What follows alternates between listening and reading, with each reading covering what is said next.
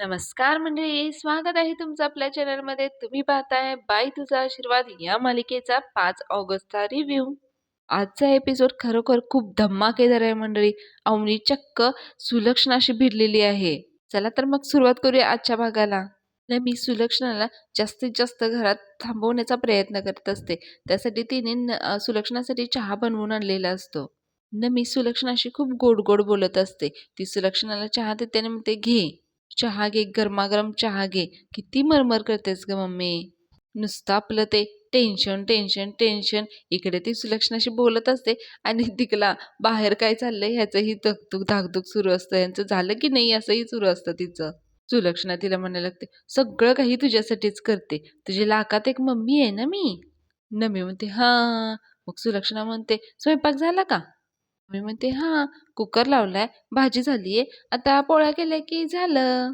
सुलक्षणाला मात्र काहीही करून घराच्या बाहेर पडायचंच असतं ना म्हणजे. त्यामुळे ती म्हणते, बरं ठीक आहे, तू पोळ्या करून घे, मी जरा आलेच. असं म्हणून सुलक्षणा उठतच असते. इतक्यात ना मी म्हणते, अगं अगं थांब ना, तुला कुठं जायचंय? सुलक्षणा म्हणते, अगं असं काय करून राहिली, किराणा नाही का भरायचा महिन्याचा? ना मी म्हणते, अगं ग तू बाहेर नको जाऊ, म्हणजे मी आणते ना ग, किराणा आणते मी.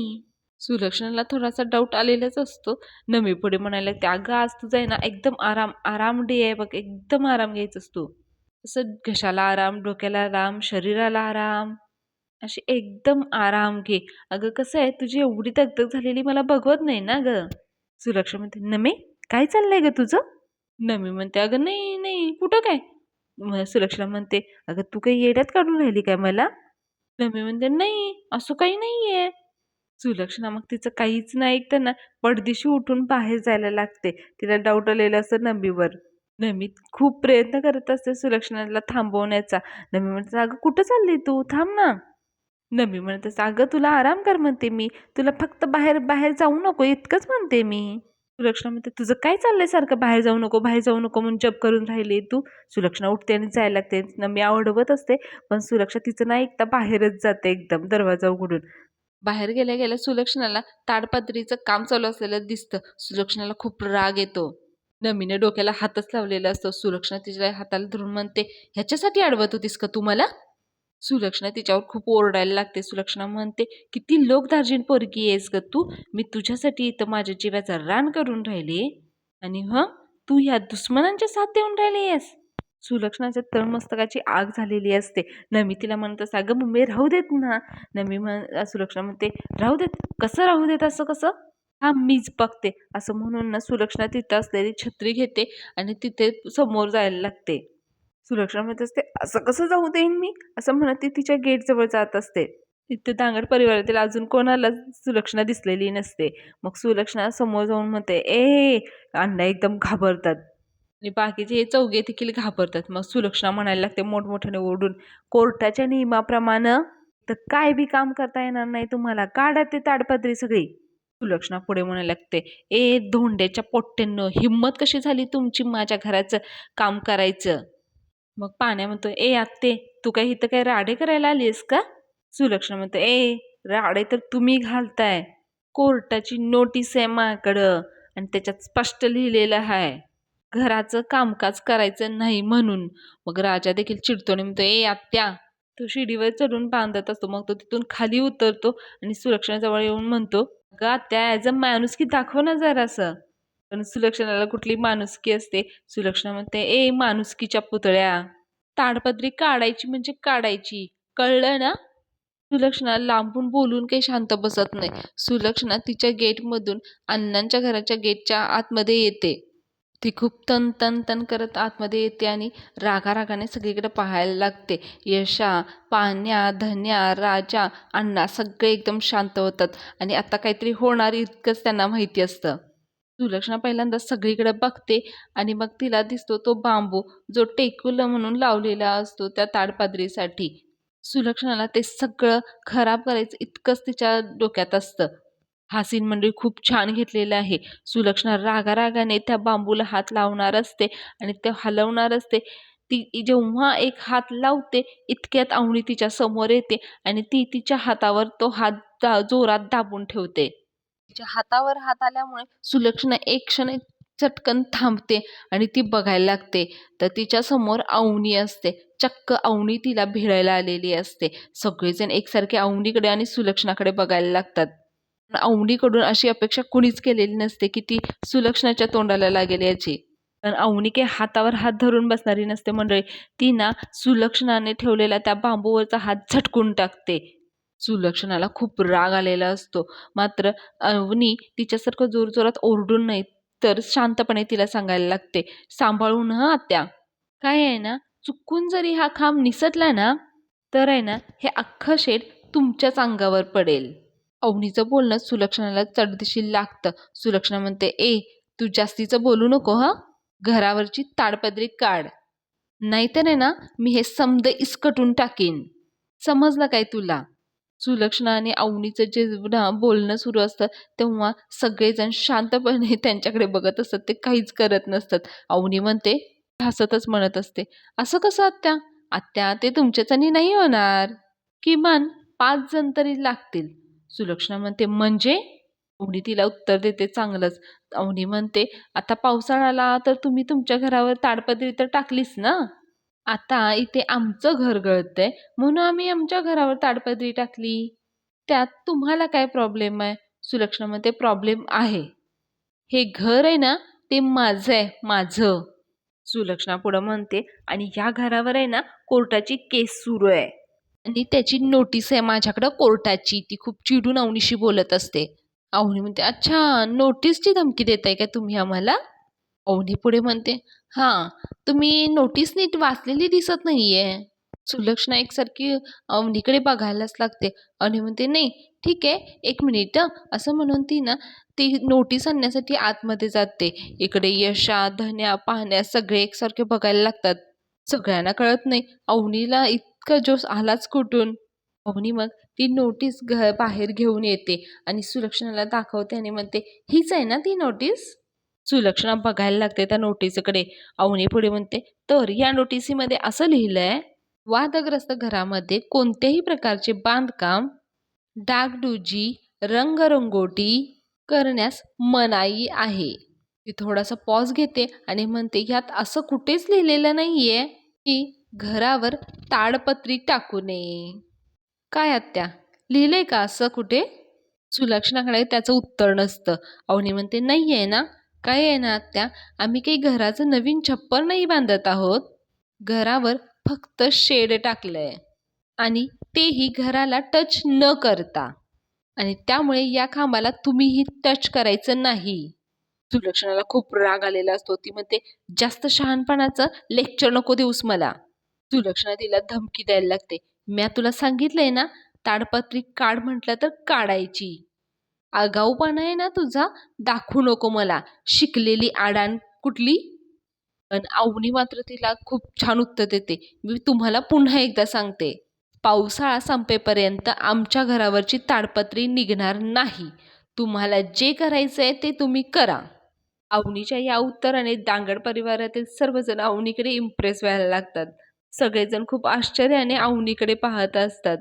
सुलक्षणाला अवनीचा खूप राग आलेला असतो आणि त्यातल्या त्यात अवनी आमचं घर म्हटले याचाच तिला खूप राग आलेला असतो. त्यामुळे सुलक्षणा म्हणते, आमचं घर?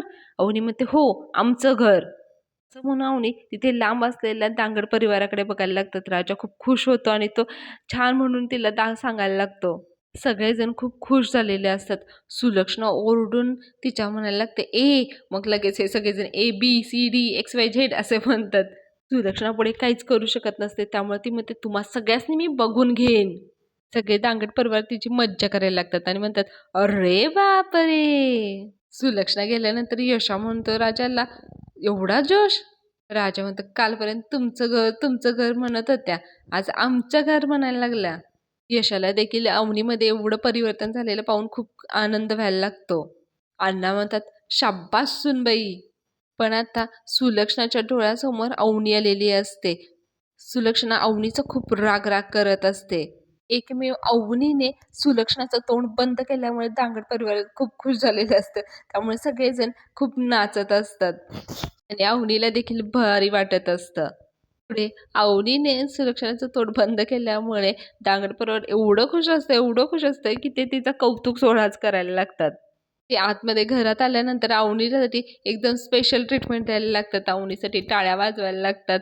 खुर्ची देतात तिला बसायला. अवनी म्हणते, "अरे राहू दे." अशाने अवनीसाठी किती स्पेशल करून आणलेलं असतं. तिला खूप स्पेशल ट्रीटमेंट दिली जात असते. पाण्या म्हणतोस, "आमच्या खांबाला काय टच करायचं नाही." वाह! वाह! काय कमाल. सगळेजण खूप अवनीसाठी टाळ्या वाजवत असतात. धन्या सांगायला लागतो, "अहो वहिनी तुम्हाला माहिती आहे का? अहो मी आहे ना पार वाटी ते बकेट असा दर पावसाळा गणिक मी मोठा झालोय. पण आता आज आहे ना त्यातून कायमची सुटकाच झाली बघा." धोनीला सगळ्यांच्या चेहऱ्यावरचा आनंद पाहून खूप छान वाटत असतं. पाण्यापुढे म्हणायला लागतो, "वहिनी इतके वर्ष झालं आम्ही या घरात राहतोय. या घराला छप्पर, कौलं असून सुद्धा या घरात बसून आम्ही दर पावसाळ्यात भिजतो." अशा देखील अवनीचं कौतुक करायला लागतो. तो म्हणतो, "नाही पण तुम्ही छान कमाल केली हां. आयुष्यात पहिल्यांदा शांत बसली हां आत्या." कोणी म्हणतं ते एवढं काही नाहीये हो. पण राजा म्हणतो, "नाही, नाही आज खऱ्या अर्थानं ना मुलगी शिकली, प्रगती झाली."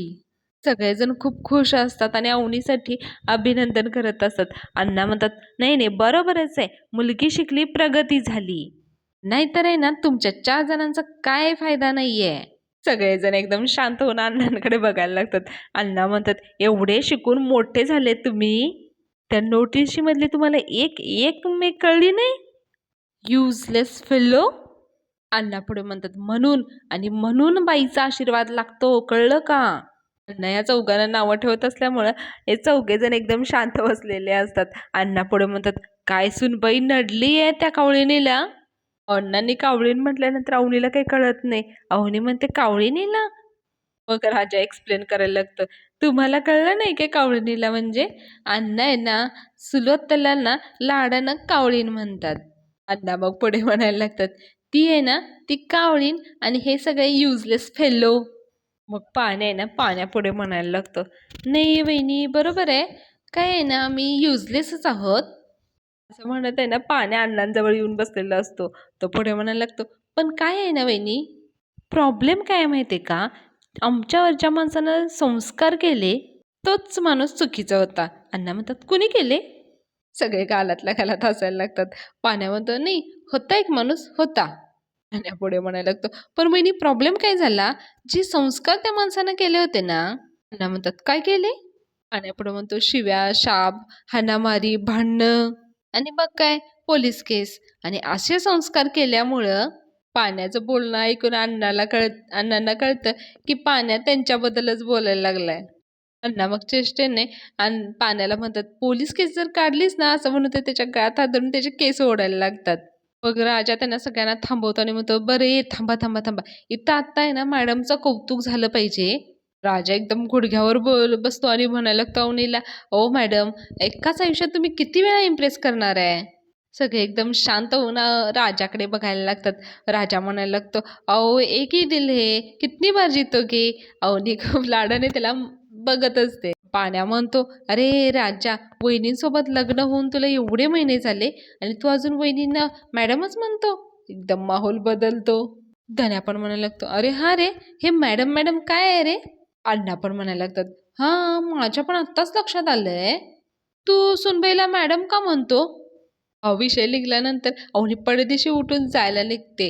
मग पाण्या म्हणतो, "ओ वहिनी तुम्ही का निघालाय?"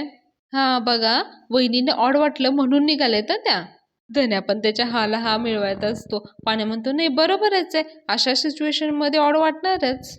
"नाही म्हणजे कुठला नवरा आपल्या बायकोला मॅडम म्हणतो?" धन्या हळूच म्हणायला लागतो पाण्याला, "अरे नाही, त्याला लाज वाटत असेल रे." पाण्या म्हणतो, "अरे पुरुषांनी कधी लाजायचं असतं का? अरे ते लाजायचं डिपार्टमेंट बायकांच्याकडे असतं."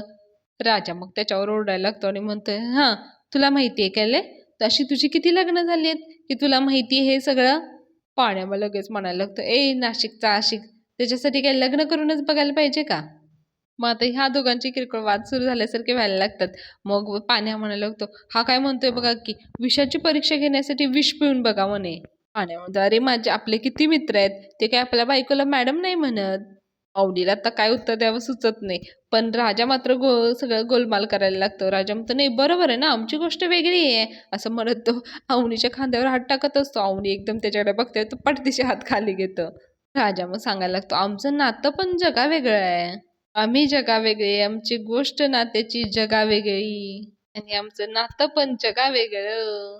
अवनी फक्त मान डोलवत असते. मग राजा अवनीकडे बघून म्हणायला लागतो, हो ना मॅडम. अवनी म्हणते हो.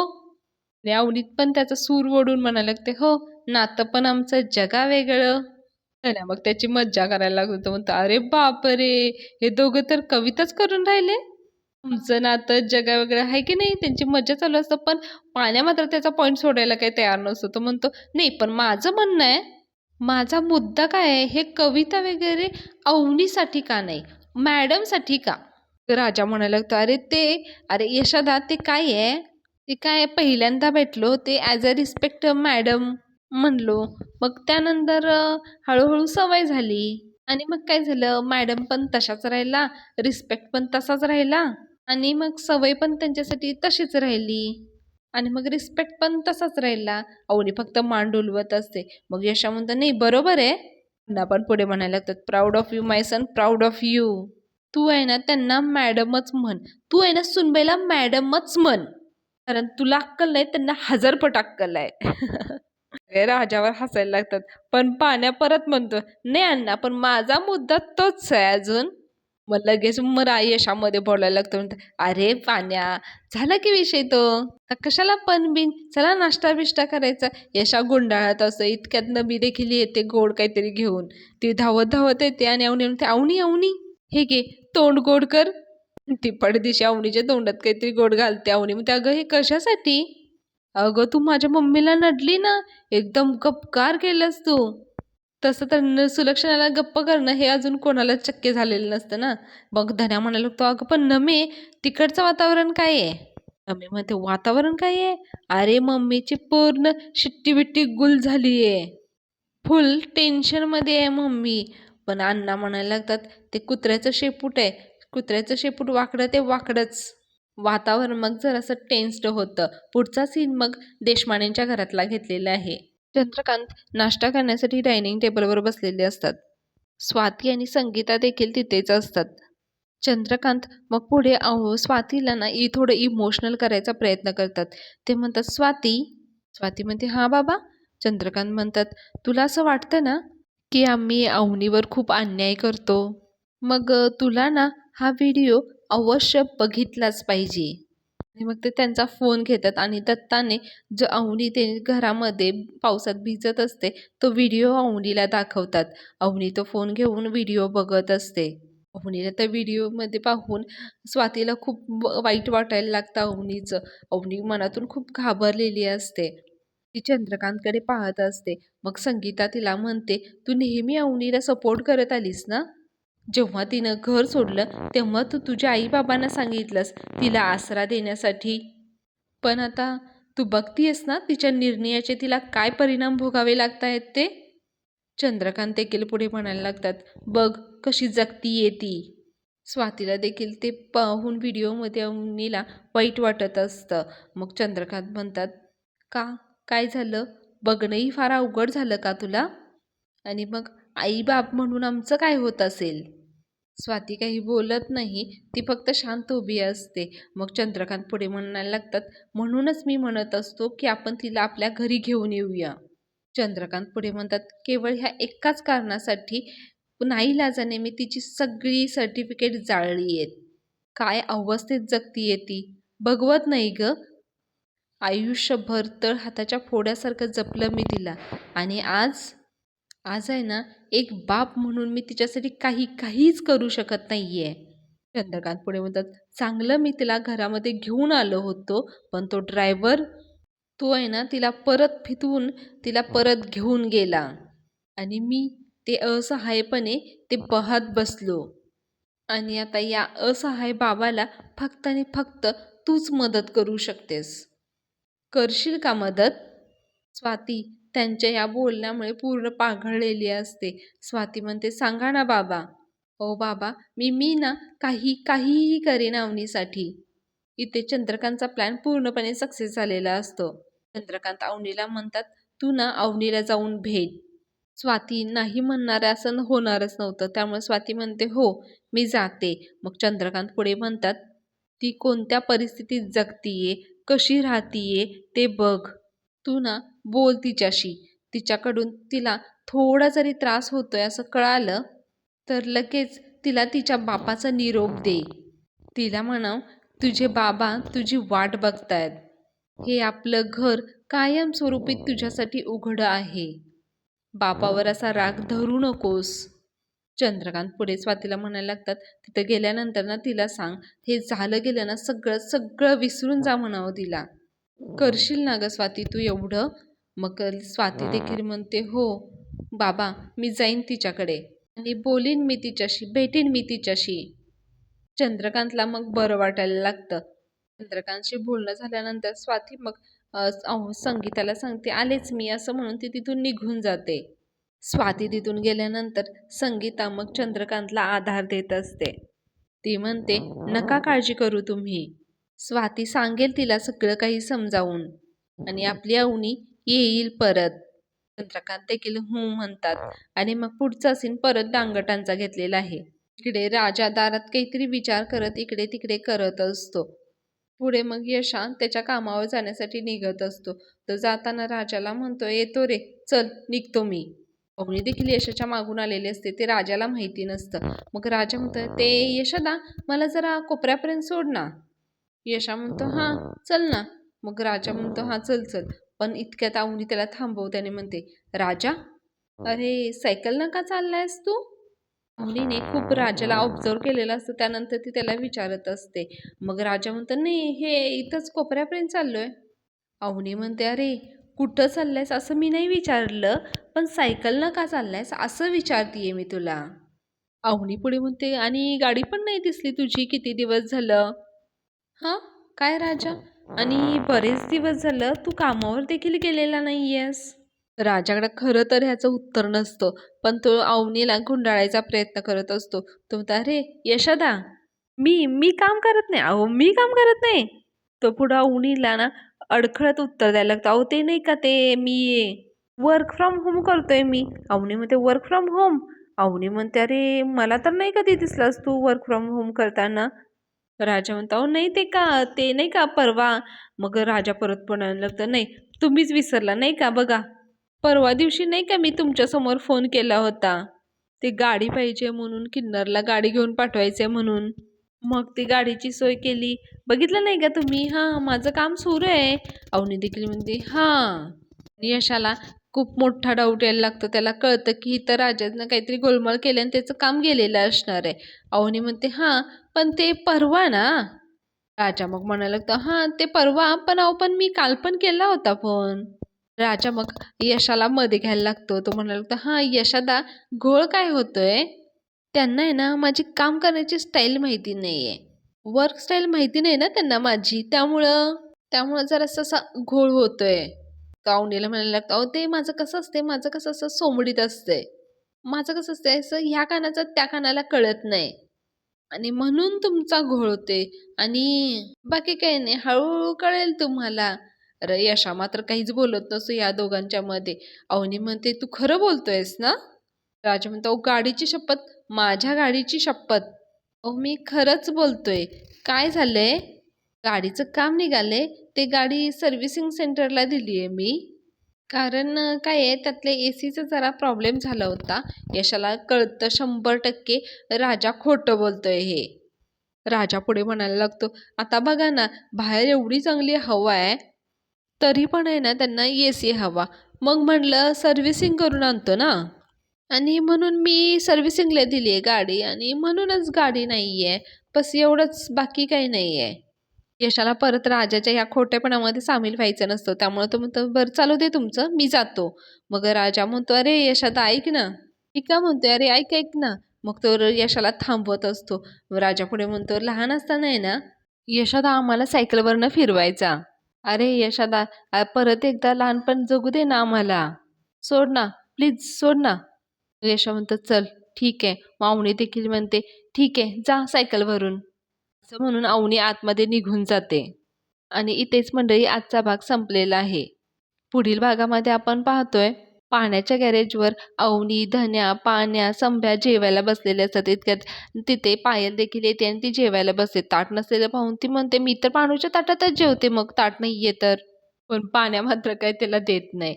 मग इकडे यश त्या नानांना भेटायला आलेला असतो. तो म्हणतो, "तुम्ही राजाला कामावरून काढून टाकलं?" मग नाना म्हणतात, "बरं झालं. ह्या राजाला जरा समजावून सांग." मग यश खंबीरपणे राजाच्या मागे उभा असतो. तो म्हणतो, "समजावलं तर त्यांना जातं जे चुकीचे वागतात. माझा भाऊ तर चुकीचा वागतच नाहीये." उद्याचा भाग देखील खूप इंटरेस्टिंग असणार आहे. आपले रिव्ह्यू तुम्हाला आवडत असेल तर प्लीज आपल्या चॅनलला लाईक करा, शेअर करा, सबस्क्राईब करा. धन्यवाद.